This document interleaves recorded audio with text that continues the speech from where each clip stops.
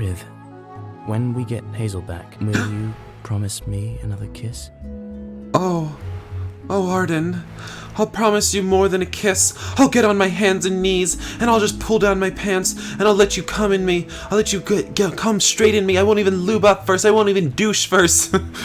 Okay, it's like the Middle Ages or something, or the Victorian era. So it's like somewhere in between the Victorian era and the Middle Ages, and we don't have toilet paper. Maybe I should douche. Maybe it's a good idea to douche. Hi guys, I just want to take a second to thank all my patrons here who have donated to me. No matter how much they've donated to me, it really means a lot to me. And if you guys want, you can check out my Patreon and help support me continue to make yaoi videos. Thanks guys. Hi guys, welcome back to an episode of Chess of Blades. In the last episode, Rivian and Arden were attacked in the garden. Did that rhyme?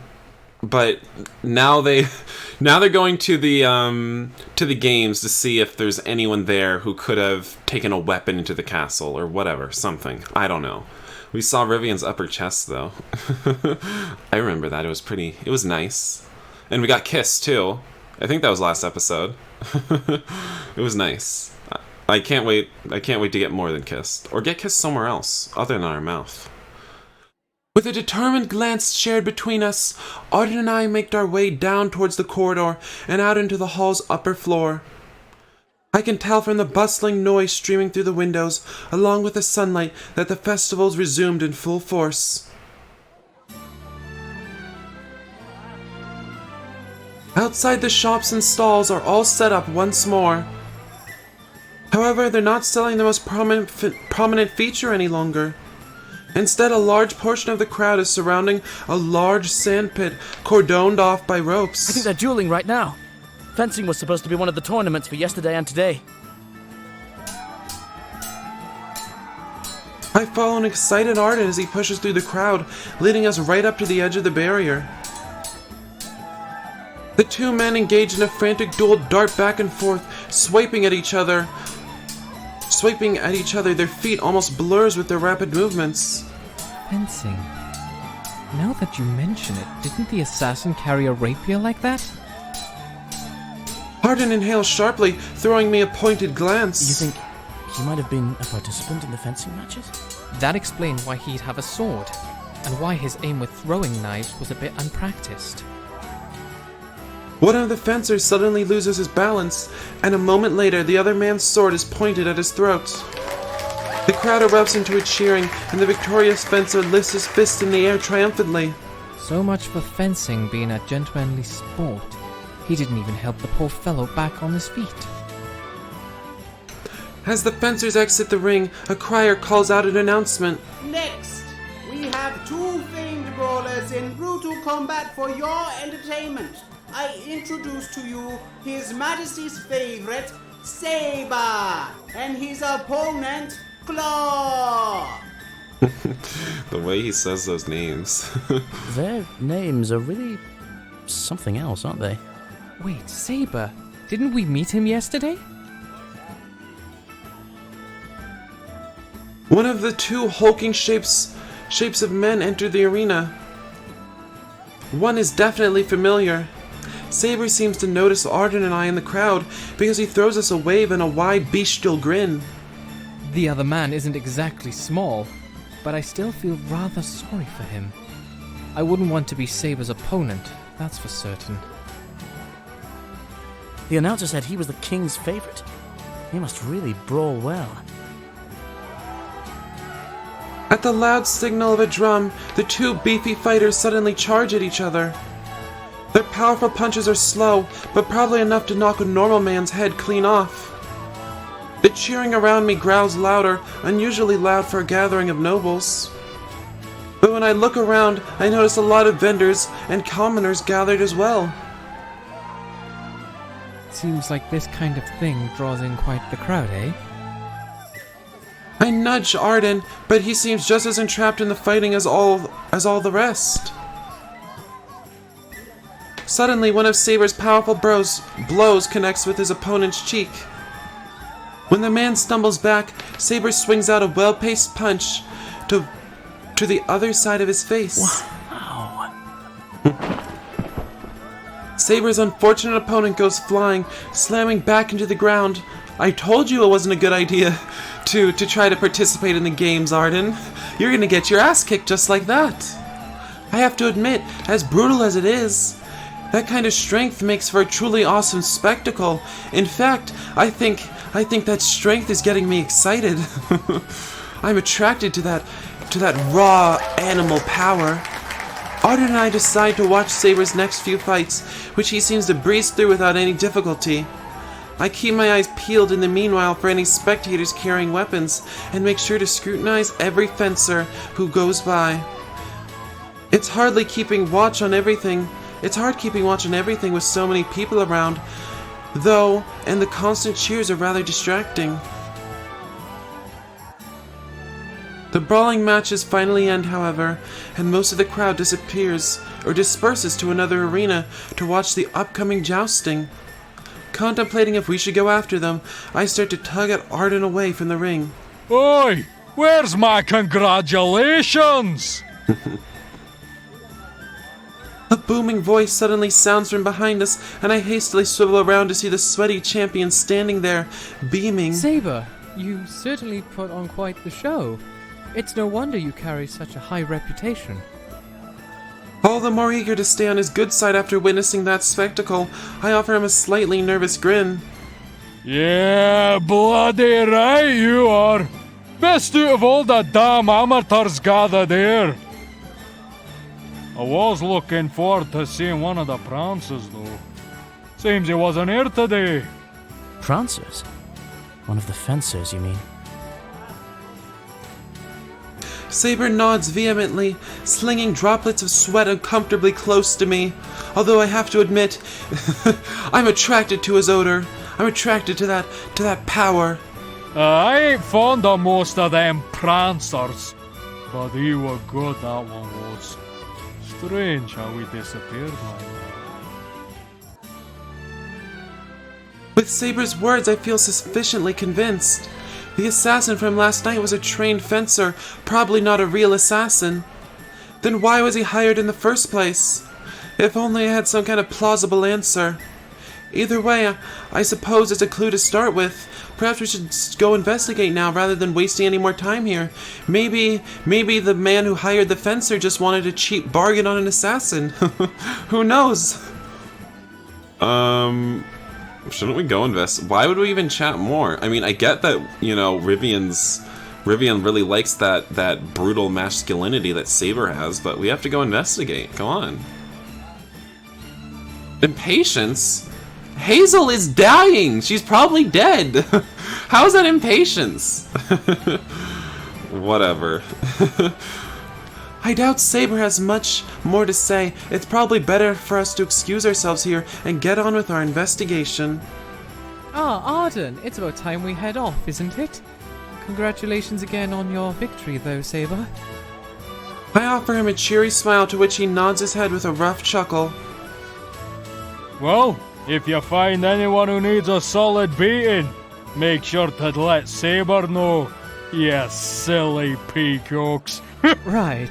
Oops. Mercy on their souls if we do, eh? I wave at Saber's departing back, wiping the small beads of perspiration off my brow afterwards. Whether it's his or mine, I'm not entirely sure. Beside me, Arden seems unusually tense, his eyes faintly narrowed as they follow the mountainous man. Oh, Arden, you don't have to worry. I'd never have a chance with Saber. Although I'm attracted to him, I'm afraid that he would break me in two as soon as he entered me. Something the matter? Was it because he touched my shoulder? His fingers squeeze around the pommel of the sword at his hip for a moment, but then his arm returns to relax at his side. It's nothing. He just puts me a bit on edge, that's all. Well, when faced with individuals twice one's size, I think that's a common reaction. Anyway, I have an idea. Why don't we go see if we can sneak into the quarters of the game's participants? If the fencer was staying there, maybe he left some valuable clue behind. To my surprise, rather than eagerly agreeing with my words, Arden hesitates, giving me a somewhat doubtful look. Oh, that's right. You're You're a man sworn to uphold the law, aren't you? A slow grin spreads over my face as I lean in towards the increasingly wide-eyed Arden. But what if you were coerced into trespassing? You know, forced to do it under a moment of duress. He swallows as I curl my fingers with his own, proactively raising my eyebrows. Well, I could probably turn a blind eye for a little while, I think. I mean, doesn't he have some authority to do fucking things since he's a guard at the castle? Is he officially investigating this? Or is he just... I'm not sure actually. Is he like officially investigating this? Or like, is he just doing this on his own? I forget. I know he's the king's guard, but I have no idea now. A little while's all I need.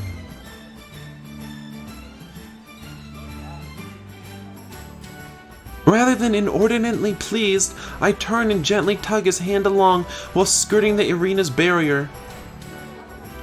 Rather than inordinately pleased? I've never seen that word used like that. Maybe I'm confused with what that word means. Am I stupid? I might be stupid. I'd feel more guilty about teasing Arden if he didn't seem to enjoy it so much. Besides, everyone needs to feel like an irresistible vixen now and then. Damn, Rivian knows what he's doing. When we dug into the participants' quarters, we find them surprisingly empty, with only a few of the men still inside.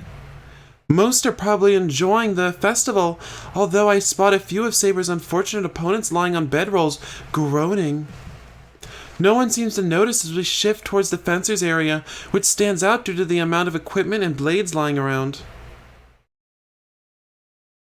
Arden and I glance at each other and exchange nods at an unspoken agreement to search separate sides of the room. After all this time, we still know each other well enough to match our thoughts now and then. It's hard to figure out which cot was the assassins, so I check out all the ones that aren't piled high with gear. But nothing in particular stands out, and at this point, I almost wonder if he was still staying here. Damn. Sighing, I sit down on one of the vacant cots. Something flutters down to my feet. A piece of paper. It looks like something torn out of a book or a journal. Let's see. Day 2, stupid girl. I think she's on to us. Keeps running into crowded places. Could it be Celeste? Riv, did you find something? Arden rushes over, probably noticing the stunned expression on my face as I comb over the torn page. Not being paid enough for this. It'll be both our heads if we get found out. No, worse. Considering who we've got. Because she's... Wow, I guess he really did pay for it with his head. He's already dead. Because she's what? I stare where the words are interrupted by the paper's jagged edge for a long moment, then crumple it in frustration. So the assassin was here. Then if this journal page is his, he must have tried to rip it up before someone found out. Or maybe someone else did, whoever was working with him. Arden, there's something we don't know about Hazel. I have a very bad feeling about this. Nah, we're so close. I'm sure it's somehow related to whatever Emily won't tell me. And not even Celeste must know, since her life began on the line and she still didn't mention anything. Let's go show Emily the note. We just have to convince her to trust us. And maybe she can explain whatever he means by who we've got. Right. Still feeling hopelessly frustrated, I take Arden's hand to pull myself back up, clutching the note in my other hand. I follow him listlessly back to the entrance, racking my brain for any kind of answer, any common thread. Arden curls an arm around my slumped shoulders and pulls me against his side, probably noticing my glum expression. No, Riv, I really... what's that over there? What was he gonna say?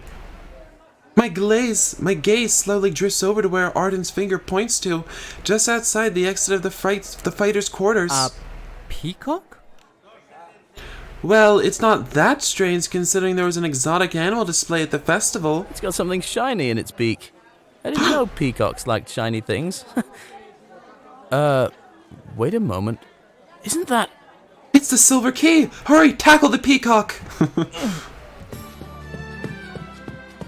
Look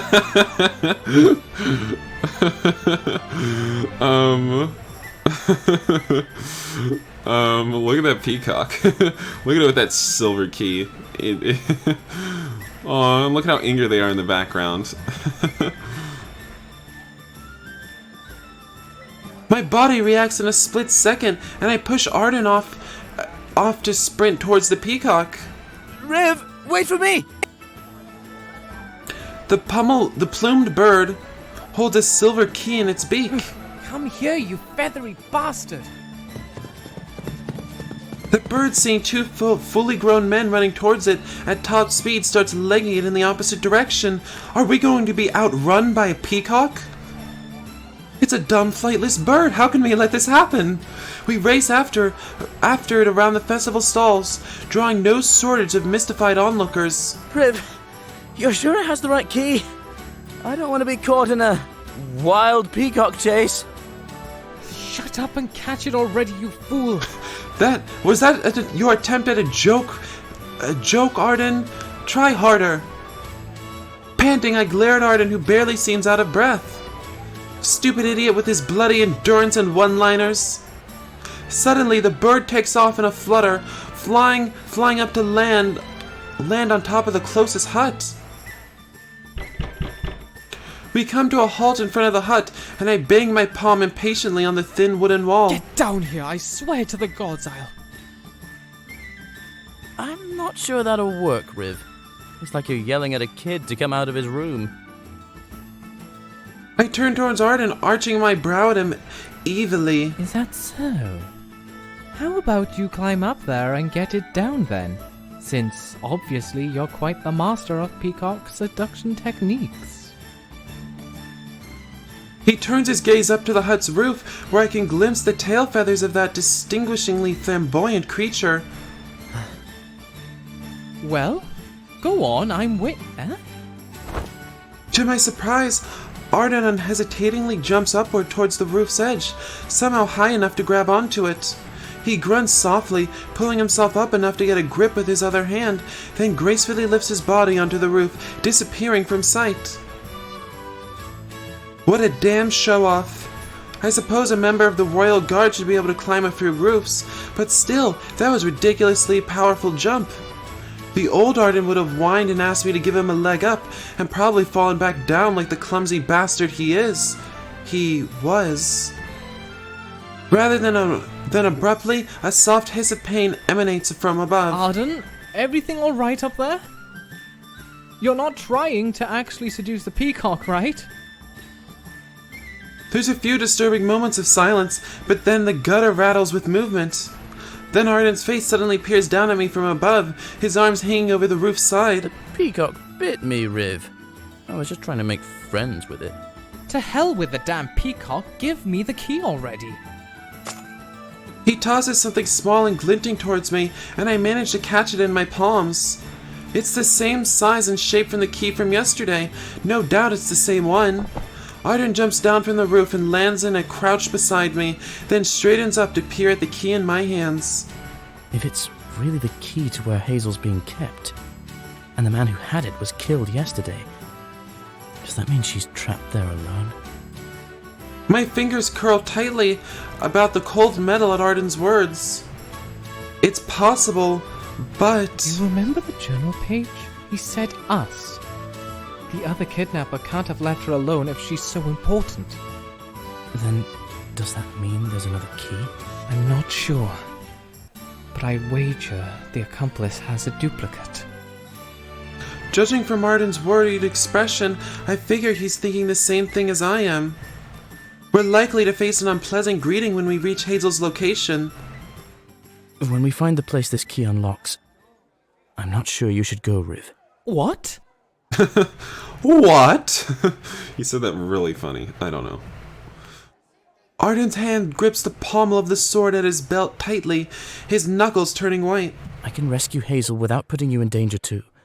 I'll get other guardsmen to come with me if necessary.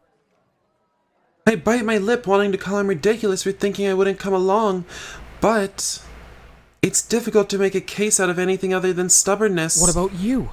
Just because you have a sword doesn't mean you be safe against traps or an ambush. If you're going, then you're taking your fellow guardsmen with you. You worried about me? You know, I'm not a rookie to dangerous situations. A roguish grin spreads on Arden's face as he steps a little closer to me. But if it makes you feel better, Riv, I won't go alone. Since you care enough to worry about me, after all.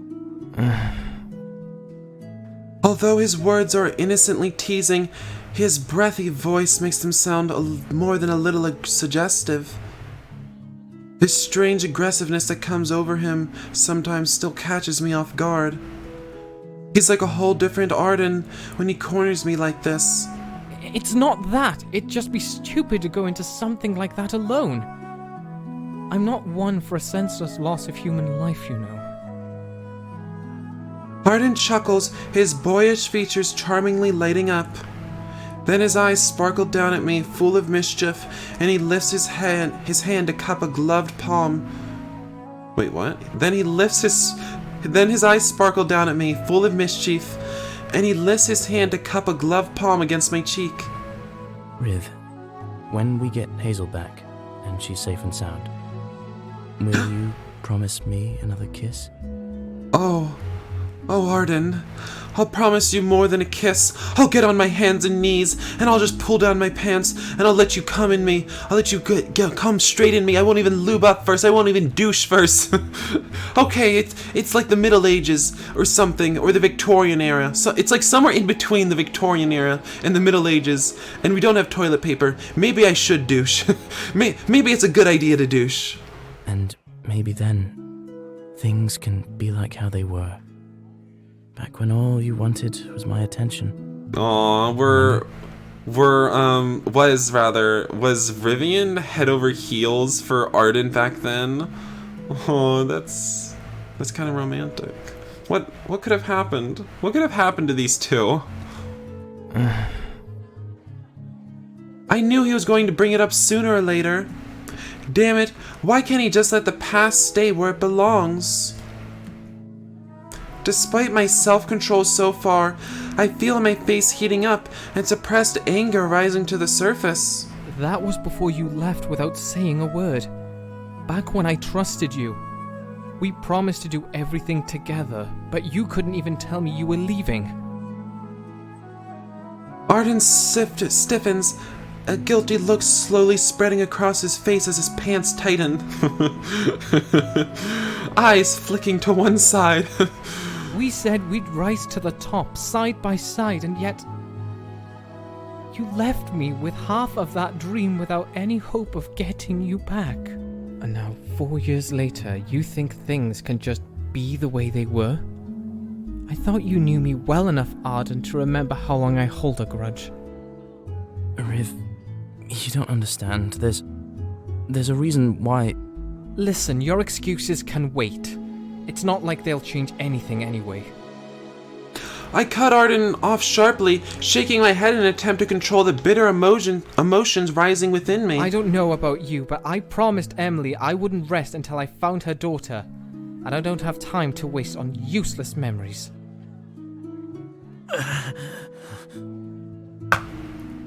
I turn away before I can see the pained expression in his eyes, the pleading gaze he's following me with. A weight tugs uncomfortably in my chest, one that mirrors the way I felt a long time ago. If we hadn't met here for the first time, maybe it would have been different. Maybe I would have been drawn to him without the strings of the past attached. I'm going back to the castle. Do as you see fit.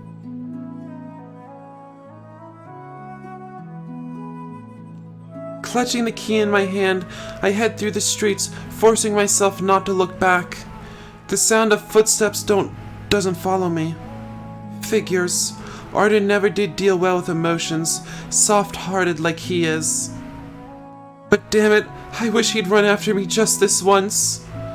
Don't let go of what you love when it's still in your grasp. Aw, Rivian just wants Arden to fight for him. Oh my god, you're such a bitch, Rivian.